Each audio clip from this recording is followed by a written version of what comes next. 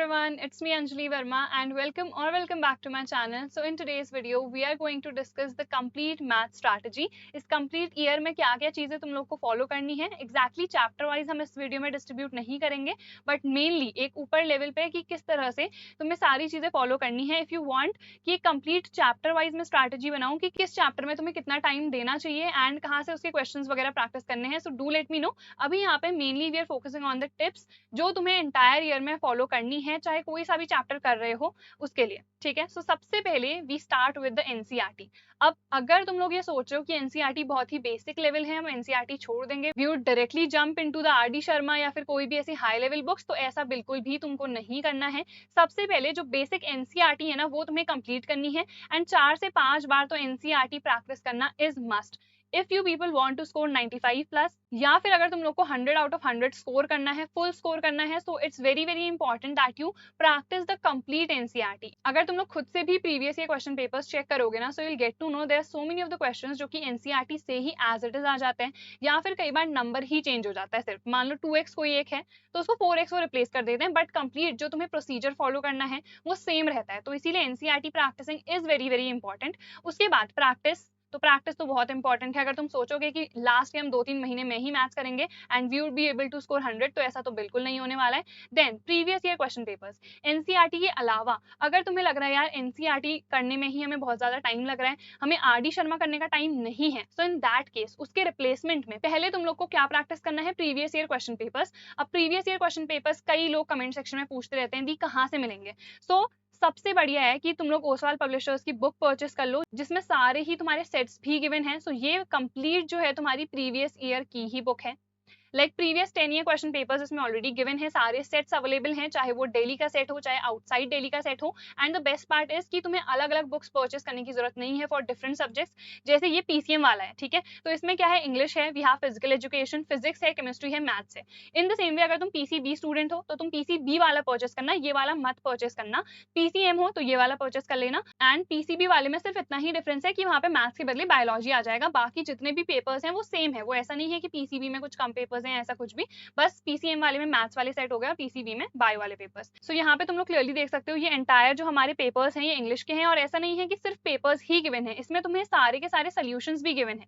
सो तुम्हें किसी क्वेश्चन में दिक्कत ही नहीं होगी. कई बार ऐसा होता है प्रीवियस ईयर्स हम कर रहे होते हैं, हमें कितने सारे क्वेश्चंस ऐसे होते हैं जो नहीं आते हैं. सो तुम्हें चिंता करने की कोई भी जरूरत नहीं है इसमें, बिकॉज सॉल्यूशंस के साथ साथ ही सारे सेट्स तुम लोग को गिवन है. एंड काफी अफोर्डेबल ये बुक है, Amazon से परचेस करोगे तो तुम्हें थोड़ा सा डिस्काउंट भी मिल जाएगा. सो इसकी जो बाय लिंक है मैं डिस्क्रिप्शन पे डाल दूंगी, सो वहां से डायरेक्टली जाके तुम लोग इसे परचेस कर सकते हो. एंड इसके बाद तुम लोग को क्या करना है, you can focus on the question bank. Question bank कब करना होता है, प्रीवियस ईयर कब करने होते हैं और सैंपल पेपर्स कब करने होते हैं, कई लोग को दिक्कत आती है. सो देखो, मान लो तुमने एक चैप्टर जो है कंप्लीट कर लिया है तो डायरेक्टली प्रीवियस ईयर्स मत करो, इसका क्या करो, क्वेश्चन बैंक एक बार देख लो. क्वेश्चन बैंक में देखो किस टाइप के क्वेश्चंस आए हैं, तुम लोगों ने देख लिया. उसके बाद you can move on to the previous years. Previous years generally मैं ऐसा करती थी कि 2-3 चैप्टर मान लो मैंने कर लिए हैं, उसके बाद मैं प्रीवियस ईयर करती थी. एंड प्रीवियस ईयर्स के लिए जैसे कि मैंने बताया मैं खुद ही बुक परचेस कर रखती थी, ऐसा नहीं है कि मैं नेट से देखती थी, बिकॉज मुझे पर्सनली पीडीएफ वाला जो चीजें कभी पसंद नहीं आती है. देन सैम्पल पेपर्स हम लोग को कब प्रैक्टिस करने, सैम्पल पेपर्स लास्ट में कब, जब तुम लोग का इनफ सिलेबस हो गया हो.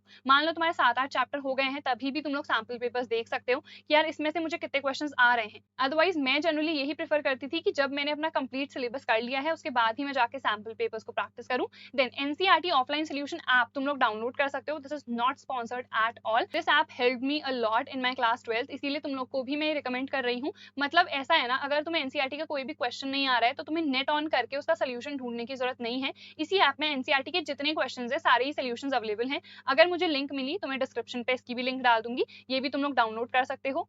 अदरवाइज अगर एनसीईआरटी के भी कई बुक्स होती हैं जिनमें एनसीईआरटी का कंप्लीट सोल्यूशन गिवन रहता है, वो भी तुम खरीद सकते हो, बट फिलहाल के लिए मैं ऐप ही रिकमेंड करूंगी, बिकॉज इतनी सारी बुक्स परचेस करना फिर वो बहुत ज्यादा घिचपिच हो जाती है. तो आई वुड जस्ट सजेस्ट कि प्रीवियस ईयर में ये वाला परचेस कर लो. और क्वेश्चन बैंक भी तुम लोग ओसवाल पब्लिशर्स का ले सकते हो, बिकॉज मेरे पास पर्सनली अभी फिलहाल उन्हीं की बुक्स पड़ी हैं and they are actually good. अभी तुम लोग को जब मैं सेशन कंप्लीट स्टार्ट कराऊंगी, बिकॉज फिलहाल तो मेरे भी एग्जाम्स चल रहे हैं, तो मैं तुम लोग के लिए सेशंस नहीं ले पा रही हूँ. मैथ्स, फिजिक्स एंड केमिस्ट्री तीनों ही सब्जेक्ट्स के लिए मैं तुम लोग के लिए सेशंस लाऊंगी पर चैप्टर, तो डोंट वरी अबाउट दैट. उस टाइम पे जो भी प्रीवियस ईयर्स हैं, क्वेश्चन बैंक है, उन सबसे मैं तुम लोग को क्वेश्चंस प्रैक्टिस करवाऊंगी.